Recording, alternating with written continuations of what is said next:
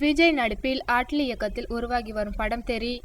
இப்படத்திற்கான படப்பிடிப்பு கோவாவில் நடைபெற்று வருகிறது.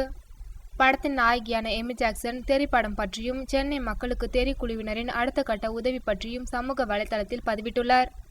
அவர் கூறுகையில், தெறி படத்திற்காக ஒட்டுமொத்த குழுவும் கோவாவில் இருக்கின்றோம்.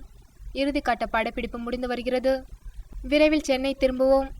எங்களால் சென்னை வெள்ளத்தில் பாதிக்கப்பட்ட மக்களுக்கு உதவ முடியவில்லை. எனவே அடுத்த கட்டமாக சென்னையை மறுகட்டமைக்க வேண்டும்.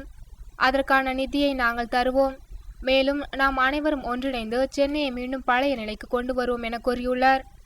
இதன் நடுவே வெள்ள நிவாரண நிதிக்காக விஜய் 5 கோடி தந்திருப்பதாக செய்திகள் இணையத்தில் வலம் வந்த வண்ணம் இருக்கின்றன. ஆனால் அது உறுதி செய்யப்படவில்லை என்பது குறிப்பிடத்தக்கது. கோவா படப்பிடிப்பிலிருந்து விரைவில் திரும்ப இருக்கும் தெறி படக்குழுவினர் சென்னை மக்களுக்காக உதவி செய்ய தயாராக வருவார்கள் என்று எதிர்பார்க்கப்படுகிறது.